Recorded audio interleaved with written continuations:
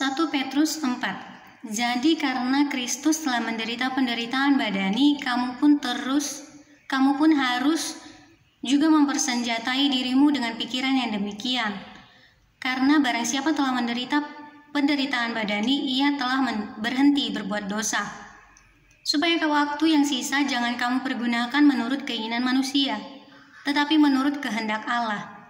Sebab telah cukup banyak waktu kamu pergunakan untuk melakukan kehendak orang-orang yang tidak mengenal Allah. Kamu telah hidup dalam rupa-rupa hawa nafsu, keinginan, kemabukan, pesta pora, perjamuan minum, dan penyembahan berhala yang terlarang. Sebab itu mereka heran bahwa kamu tidak turut mencemplungkan diri bersama-sama mereka di dalam kubangan ketidaksenonohan yang sama. Dan mereka memfitnah kamu. Tetapi mereka harus memberi pertanggungan jawab kepada Dia yang telah siap sedia menghakimi orang yang hidup dan yang mati.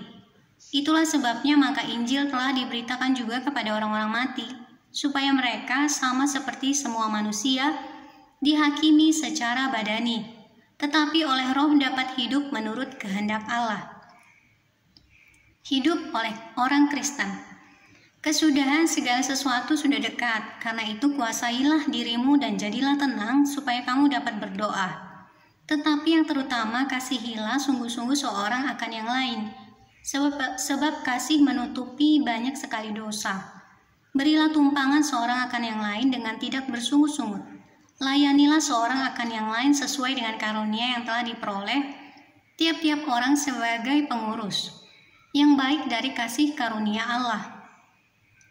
Jika ada orang yang berbicara, baiklah ia berbicara sebagai orang yang menyampaikan firman Allah. Jika ada orang yang melayani, baiklah ia melayani, baiklah ia melakukannya dengan kekuatan yang dianugerahkan Allah, supaya Allah dimuliakan dalam segala sesuatu karena Yesus Kristus.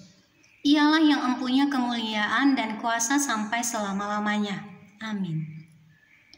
Menderita sebagai Kristen. Saudara-saudara yang kekasih, janganlah kamu heran akan nyala api siksaan yang datang kepadamu sebagai ujian, seolah-olah ada sesuatu yang luar biasa terjadi atas kamu. Sebaliknya, bersukacitalah sesuai dengan bagian yang kamu dapat dalam penderitaan Kristus, supaya kamu juga boleh bergembira dan bersukacita pada waktu Ia menyatakan kemuliaannya. Berbahagialah kamu jika kamu dinista karena nama Kristus, sebab roh kemuliaan yaitu roh Allah ada padamu.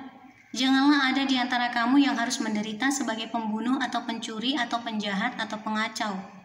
Tetapi jika ia menderita sebagai orang Kristen, maka janganlah ia malu, melainkan hendaklah ia memuliakan Allah dalam nama Kristus itu. Karena sekarang telah tiba saatnya penghakiman dimulai dan pada rumah Allah sendiri yang harus pertama-tama dihakimi. Dan jika penghakiman itu dimulai pada kita, bagaimanakah kesudahannya dengan mereka yang tidak percaya pada Injil Allah? Dan jika orang benar hampir-hampir tidak diselamatkan, apakah yang akan terjadi dengan orang fasik dan orang berdosa? Karena itu baiklah juga mereka yang harus menderita karena kehendak Allah menyerahkan jiwanya dengan selalu berbuat baik kepada Pencipta yang setia.